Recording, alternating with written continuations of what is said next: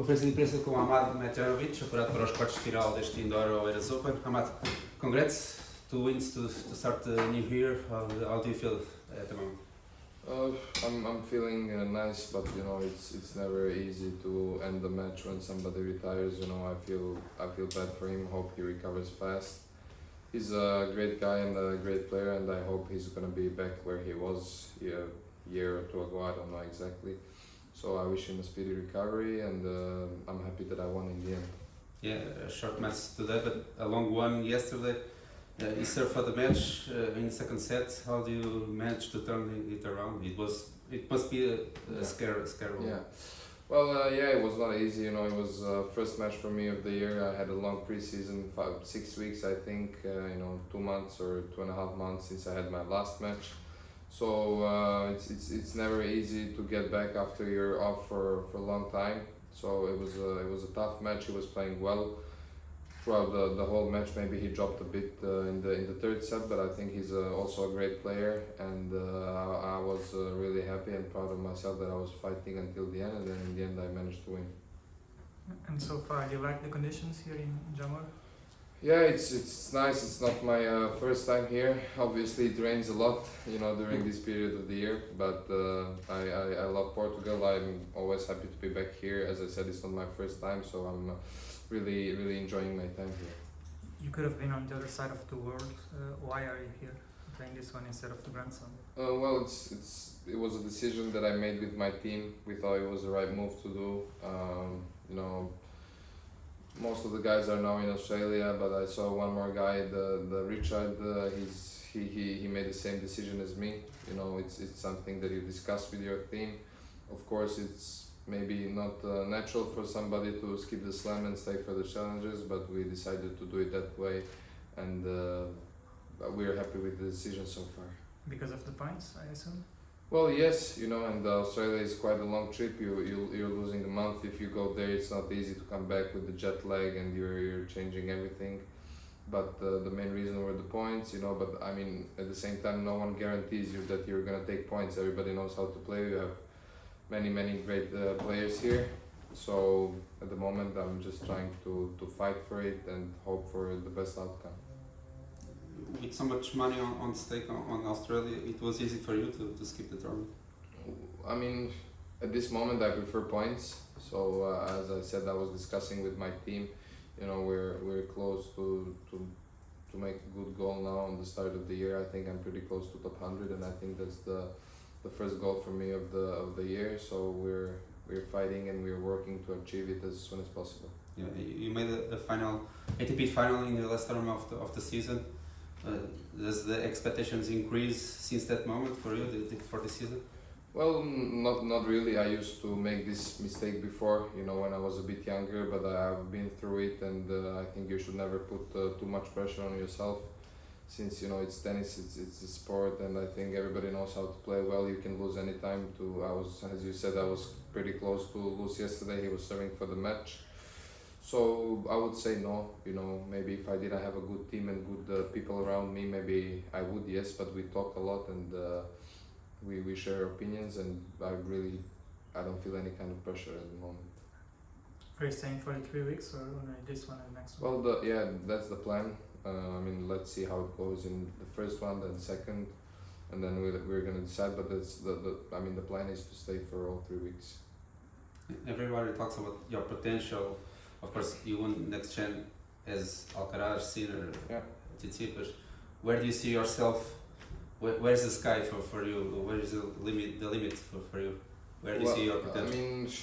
I think I said it many times. The main goal and the main thing is to stay healthy and fit, because this period of the year, this time of the year, last year I was sick. I had a bad virus, and I was out for 4 or 5 months probably. So I think the main goal, and that's something everybody wishes for, is to stay healthy, stay fit, work hard, and then see where it gets me. So without any ranking? No, not particular goals, no. Okay. Yeah. Not even the top 100 in the next few weeks? Everybody wants to get there, but I would say it's the station on the road. The career is long, and the road is long, the journey is very long, and I hope I'll get there as soon as possible, but I don't put too much pressure on myself, even though I know I'm pretty close now. And talking about the road, of course, everyone has their own road. Everyone talks about you like since 3-4 years ago. Yeah. Do you expect at this moment to be outside of the top 100? I know you had that virus, but was the 2024 season happened to according to your expectations? I mean, honestly, no, because 2023 I ended as 102. I think that was my ranking, and I was again very close.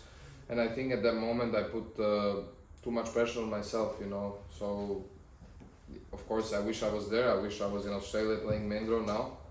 But at the same time, I know how bad it was for me, putting too much pressure and then not achieving it.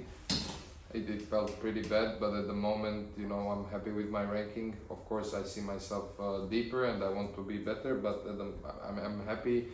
I'm happy the way that I play, the way that I work, and we'll see where it gets me.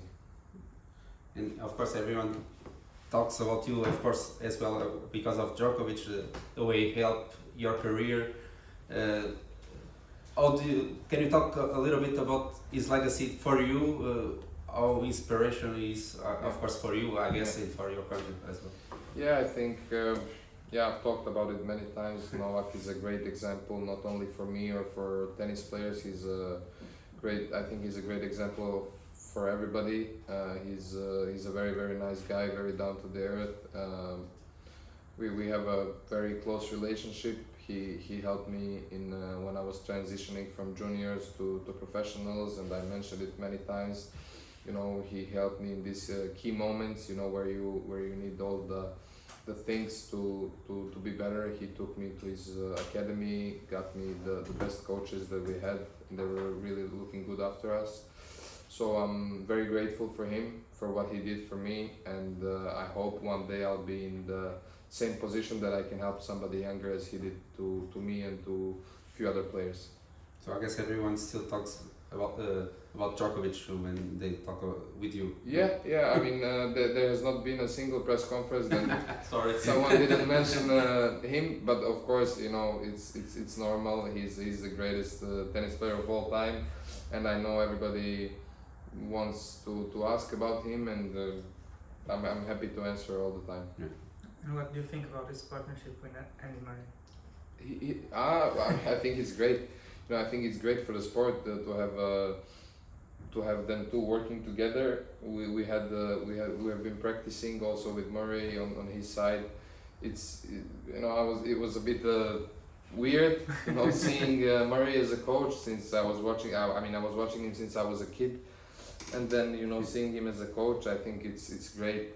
It's great for both of them. It's great for the sport to have a story like that, and I'm happy for both of them, and I hope they're gonna have a successful journey together. So you were on court with them already? Yes. In the preseason, Novak invited me to practice a few times, and Murray was there. So yeah, we practiced together. Maybe it's gonna be your coach someday as well.